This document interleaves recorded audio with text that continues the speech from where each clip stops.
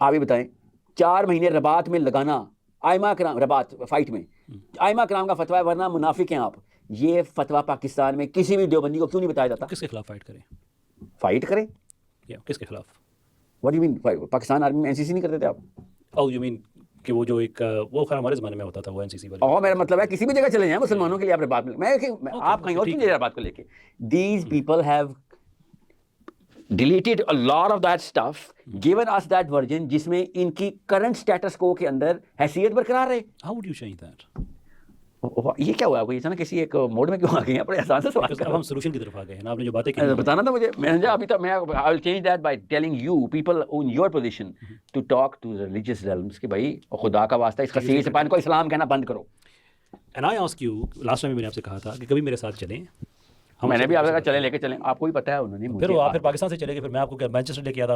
وہاں امیجن کریں میں کھڑا ہوتا کہ یار چلے مدرسے میں چلیں اور آپ کھڑے ہوتے کہتے یار مجھے مسجد میں نہیں جانے دے رہے, آپ پاکستان مدرسے میں لے کے جا رہے ہیں. That would have been very funny. آپ مجھے ٹائم دیں. ہم جاتے ہیں. That would be sad کیا سر؟ Why would you think it's funny that مجھے مسجد میں لے کے جانے دیا؟ Because وہ نا سچویشن کی میں بات کر رہا ہوں. وہی that's not funny. You should be scolding them, condemning. کہ بے شرمو تم نے ایک مسلمان کو مسجد میں آنے سے روکا ہے. تمہاری یہ مجال کیسے ہوئی؟ تمہارے ڈیڈی کی پراپرٹی ہے. Let's rephrase that. That would have been sad. No, that is sad. اور میں ان تمام مولویوں سے کہہ رہا ہوں کہ تم نے مسلمانوں کو مسجد سے آنے سے روکا ہے. تم دیکھنا ایک دن تمہارے ساتھ میں کرتا کیا ہوں. انشاءاللہ یہ میں اس کے بچے کرتے کیا ہیں. تم لوگ اتنے ناہنجار خبیث لوگ ہو کہ مسلمانوں کو مسجد میں آنے سے بین کرتے ہو.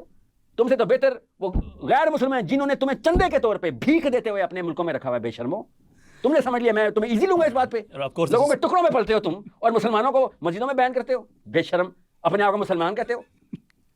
Of course, that's not personal, right? It's not about me. It isn't. It's about the principle through which they think they own that property. لوگوں کی بھیک دی ہوئی پیسوں کے اوپر تم تنخواہیں لے رہے ہو. اچھا مجھے کب ٹائم دیں گے؟ لٹرلی لوگ بھیک دیتے تو تمہیں تنخواہیں دیں. یہ اسلام تم نے پہنچایا لوگوں تک اور بچوں کو تم نے اوکے کیا کہ بھیک کے اوپر بھی پلنا بھی اسلام ہے. ناؤذ باللہ, بے شرم, لو سیلف اسٹیم تو تھی. تم نے اس کو کتابوں کے اندر بھی انسرٹ کر دیا کہ ہاں بھیک لینا کے اوپر بھی ہمیں پرائڈ اور assertion اور certificates دیں گے ہم. You think this is a joke? This is the saddest thing ever. You should have been fighting for me, for people in my position. کہ آج کامل دین کا نکلا اور تم نے اس کو اس لیے کہا کہ مودودی کا نام کیوں لیا. بائی دا وے یہ مسئلہ تھا ان کو کہ آپ نے مودودی کا نام کیوں لے لیا. آپ کو پتا کیا تھا ان کی سند میں, یہ سند میں لکھا ہوا ہے, اللہ کے نبی صلی اللہ علیہ وسلم نے لکھا تھا کہ مودودی نے صحابہ کرام کے بارے میں کوئی گستاخی کی ہے تو جو مودودی کا نام لے گا وہ مسجد میں نہیں انٹر ہو سکتا. یہ سند ہے آپ کی. آپ نے اس کا جواب دیں. یہ سند ہے. سند اس کو کہتے ہیں کیسر. کہتے ہیں کہ ایک you're not going to answer this. You know why? Because you will be disowned by them as well. I thought کہ آپ یہ ڈالے سے ڈر رہا ہے, مولوی سے ڈر رہے ہیں. اور کوئی ڈر مسلمان دکھاؤ مجھے بھائی جس سے میں بات کروں. وَمَنْ أَظْلَمُ مِمَّنْ مَنَعَ مَسَاجِدَ اللَّهِ أَنْ يُذْكَرَ فِيهَا اسْمُهُ وَسَعَى فِي خَرَابِهَا. یہ بڑی امپورٹنٹ آیت ہے 114 نمبر سورۃ البقرہ کی. یہ آلموسٹ سمجھ لیں ہر مسجد کی سٹوری ہے تو یہ مسجد حرام کے بارے میں نازل ہوئی ہے. اللہ تعالیٰ فرماتا ہے وَمَنْ أَظْلَمُ مِمَّنْ مَنَعَ مَسَاجِدَ اللَّهِ. اس سے بڑھ کر ظالم کون ہے جو منع کر دے اللہ کی مسجد میں آنے سے ان یذکر فیہا اسمہ, کہ اس کا نام یعنی اللہ کا نام ذکر کیا جائے مسجد کے اندر, وسعی فی خرابہا, اور مسجد کی بربادی کا ویرانی کا وہ خواہاں ہو. یہ بات مشرکین عرب کو ہو رہی ہے جنہوں نے مسلمانوں کی اوپر بین کر دیا تھا کہ وہ حرم مکہ کے اندر آ کے نماز ادا کریں یا اللہ کا ذکر کریں. اللہ کہتا ہے کیسے ظالم ہے. ایک طرف یہ چیز فیسلٹی اویل کر رہے ہیں کہ ہم حرم کے متولی ہیں, اور ظلم کی انتہا یہ ہے انہوں نے اوپر ایسے ظلم اپنے اوپر کیا ہوا ہے کہ یہ مسلمانوں کو اللہ کا ذکر کرنے سے مسجد میں روکتے ہیں. تو دراصل یہ مسجد کی ویرانی چاہ رہے ہیں. جب آپ کسی کو مسجد میں ذکر نہیں کرنے دیں گے تو مسجد کی آبادی جو ہے وہ مسجد میں ایئر کنڈیشن لگانے سے یا زیادہ ٹوٹیاں لگانے سے یا خوبصورت قالین بچھانے سے ہوتی ہے یا نمازیوں سے. تو مسلمانوں کو اللہ کا ذکر کرنے سے روکتے تھے. تو اللہ تعالیٰ فرماتا ہے اس سے بڑا کوئی شخص ظالم نہیں ہو سکتا جو مسجد میں اللہ کا ذکر کرنے سے روکتے. اب اس کا کیا مطلب ہے؟ آج بھی کوئی مسلمان, کوئی مولوی, کوئی دین کا ٹھیکیدار آپ کو مسجد میں نماز پڑھنے سے, اللہ کا ذکر کرنے سے, ایون حلقہ بنا کے درس قرآن کرنے سے بھی نہیں روک سکتا. درس قرآن کرنا بھی تو اللہ کا ذکر ہے. تو سر کسی مسجد میں آپ کر کے بتائیں, آپ نمازیوں کو درس نہ دیں امام کی جگہ پہ کھڑے ہو کے, سارے نمازی چلے جائیں, آپ اپنے 2-3 دوستوں کو لے کے بیٹھ جائیں اور ترجمے والا قرآن کھول کے آپس میں کریں. تو اب مولوی کو کس چیز کی پیڑ ہے؟ پہلے تو تھا میری پوسٹ چھن رہی ہے، کیونکہ وہ کہتا ہے میں نے درس دینا ہے، اسی لیے آپ کو رمضان میں اس نے قابو کیا ہوتا ہے، فجر میں بھی درس، ظہر میں بھی درس، عصر میں بھی درس، مغرب میں بھی، عشاء میں بھی. اور اعتکاف والوں کا تو ایسا بینڈ بجا ہوتا ہے بیچارے، وہ کہتے ہیں ہم بیٹھے اعتکاف تھے، ادھر ان کے درس بھگتنے پڑ رہے ہیں ہمیں. چلو ایک درس دو، وہ بھی کہتے ہیں پورے سال دی کسر کٹا کے کتنے سو. لیکن ایک بندہ امام مسجد کی پوسٹ پہ نہیں بیٹھا ہوا، اس نے عام نمازیوں کی طرح نماز ادا کی ہے، سارے نمازی چلے گئے، جوتیاں بھی خالی ہو گئیں، مسجد کی لائٹیں بھی آف ہو گئیں. اب 2-3 دوست بیٹھ کے قرآن سرکل ایک بنا دیتے ہیں. آپ کا کیا خیال ہے مسجد میں ایسے کوئی کرنے دے گا؟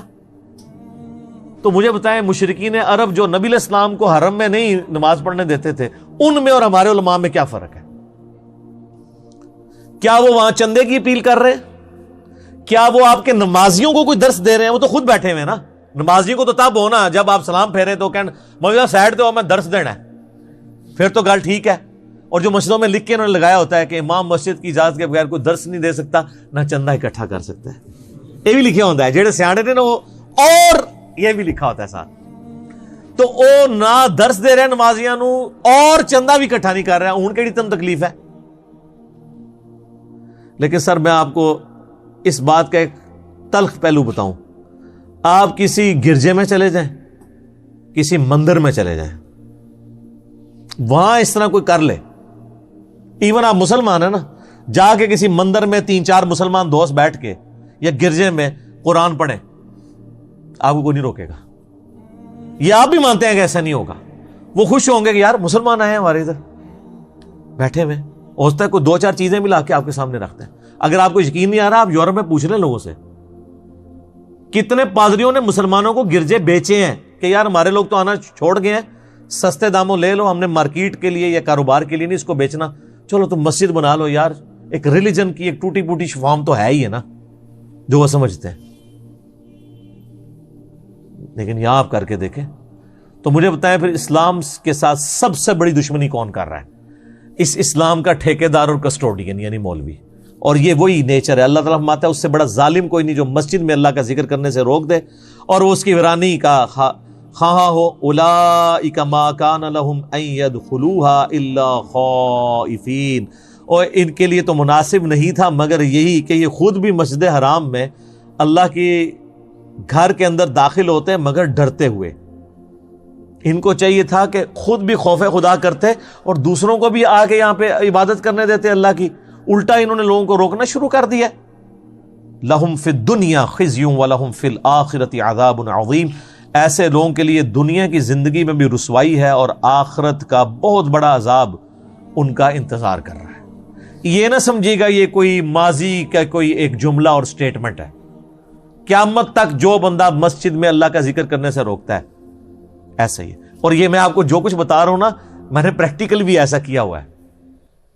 جب مجھے کوئی بھی نہیں جانتا تھا، اب تو میرے لیے مشکل ہے، نماز بھی پڑھنے دیتے ہیں تو علماء کی مہربانی ہے. شروع میں 2007-8 میں جب میں نیا ایک تحقیق کرنی شروع کی تو ظاہر ہے گھر میں اتنی کنسنٹریشن نہیں ہوتی، نہ روحانیت ہوتی ہے. بخاری مسلم میں حدیث ہے نا، 7 لوگوں کو اللہ کے عرش کا سایہ نصیب ہوگا قیامت کے دن جب کوئی اور سایہ نہیں ہوگا. ان میں سے ایک شخص وہ ہے جس کا دل ہر وقت مسجد میں اٹکا ہو، اس کو مسجد سے نکلتے ہوئے تکلیف ہو، مسجد میں آتے ہوئے خوشی محسوس ہو. اور صحابہ کرام اور نبی علیہ السلام کا تو اوڑھنا بچھونا ہی مسجد تھا، آپ کا تو دفتر ہی مسجد کے اندر تھا. تو مسجد میں ایک روحانیت ہوتی ہے. گھر میں بیٹھ کے آپ قرآن پڑھنا چاہیں اتنی کنسنٹریشن سے نہیں پڑھ سکتے، کوئی نہ کوئی پنگا ہو جاتا ہے. لیکن مسجد میں بیٹھے ہوں تو ادھر کا ماحول روحانیت ہی ڈیفرنٹ ہوتی ہے. اس لیے تو مسجد کا کانسیپٹ ہے کہ ایک ایسی جگہ ہو جو مخصوص ہو، جہاں لوگ صاف ستھرے جوتیاں اتار کے جائیں، اس کی صفائی کا اہتمام کریں. آگے یہ آئے گا کہ اللہ تعالیٰ نے پیغمبروں کی ڈیوٹی لگائی ہے کہ کعبے کو صاف رکھنا ہے. سر کعبے کی صفائی اللہ کو اتنی پسند ہے کہ پیغمبروں کو اللہ فرماتے ہیں ہم نے ابراہیم کی ڈیوٹی لگائی کہ مسجد حرام میں اعتکاف کرنے والوں کے لیے اور نماز پڑھنے والوں کے لیے اس مسجد کو صاف رکھو. یہ مسجد کی صفائی کرنا اتنی عظمت والا کام ہے. تو 2007-8 کی بات ہے، اسلام آباد کی ایک مسجد میں نا I-10 کے اندر ہم صرف ٹوٹلی 2 یا 3 بندے، کبھی 3 کبھی 2، 3 یا 2 بندوں سے یار تکلیف ہو سکتی کسی کو. اور یہ آج والا انجینئر محمد علی مرزا نہ سمجھیے گا, آج تو اکیلے کو اس سے بھی تکلیف ہوگی. اس زمانے میں جب میں ایک گمنام آدمی تھا, ایک عام آدمی جس کو کوئی جانتا نہیں کہ اس نے کیا کام ڈالنا ہے آگے جا کے, تو نہ ہماری عادت ہوتی تھی کہ ہم نہ زیادہ وقت مسجد میں گزاریں. صحابہ کی ایک سنت ہے فجر سے اشراق تک بیٹھنا اور عصر سے مغرب, بلکہ عصر سے عشاء تک بیٹھنا. نبی الاسلام تو کئی بار مغرب سے عشاء مسلسل نوافل ہی پڑھتے تھے, مسجد میں ہی رہتے تھے. تو مسجد میں رہنے سے کنسنٹریشن مل جاتی ہے, ماحول بھی ہوتا ہے. تو ہم نے عصر یا مغرب کے بعد نا یعنی اپنا لیپ ٹاپ مسجد میں ساتھ لے جانا اور قرآن کا ترجمہ, صرف قرآن کا ترجمہ, کوئی تفسیر نہیں, کوئی لیکچر نہیں, عربی امام کعبہ کی آواز میں, اور ترجمہ وہ فتح محمد جلندری صاحب کا, مراج الدین خان صاحب کی آواز میں, بڑا سوز و گداز والا. اور ہلکی سی آواز لگائی ہوئی ہے, کوئی نماز بھی نہیں پڑھ رہا. مغرب سے عشاء کون نماز پڑھ رہا ہوتا ہے؟ مغرب تو لوگ پڑھ کے چلے جاتے ہیں, تقریباً 20 منٹ کے بعد مسجد ویران ہوتی ہے آلموسٹ, جب تک کہ اذان عشاء کی نہ شروع ہو جائے. اس ٹائم کو مسجد میں آتے نہیں, کوئی مغرب کا ٹرینڈ ہے کہ لوگ جلدی پڑھتے ہیں مغرب. اور پھر اتنی بڑی مسجد کے ایک کونے میں بیٹھ کے لیپ ٹاپ کے اوپر بس اتنی آواز کے 2 بندے سن سکے. 2 یا 3 دن مولوی نے برداشت کیا. اس کے بعد اس نے کہا کہ پروگرام ہے تھوڑا, کیڑے چکر ہی چو. یار چکر ہے یار, چکر تو کوئی نہیں ہے, بیٹھے ہوئے ہیں. وہ کہتا نہیں کہ اٹھے ادھر سے.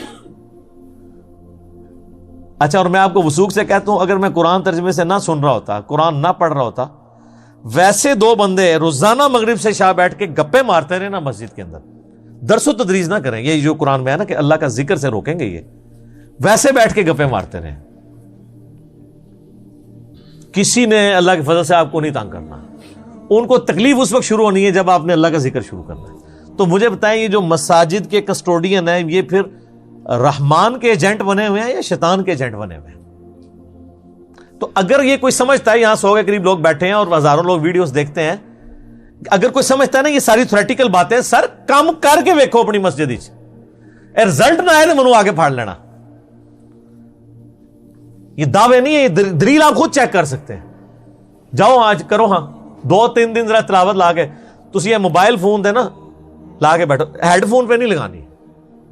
ہیڈ فون کو تو ان کو نہیں ہوگا نا مسئلہ, تھوڑی سی آواز نکال کے نا قرآن کا ترجمہ لگا دیں مسجد کے اندر. میں دیکھتا ہوں آپ 1 یا 2 دوست بیٹھ جائیں, پھر دیکھیں آپ کے ساتھ کیا کرتے ہیں. یہ تو پھر اللہ نے بتا دیا ان کے لیے کہ دنیا میں ان کے لیے رسوائی ہے, وہ تو بالکل ہمیں نظر آ رہی ہے. دنیا میں اگر سب سے زیادہ کوئی رسوائی دیکھ رہا ہے تو یہی طبقہ دیکھ رہا ہے, اور ابھی آخرت کا بہت بڑا عذاب ان کے لیے باقی ہے. اللہم اجرنا من النار, آمین.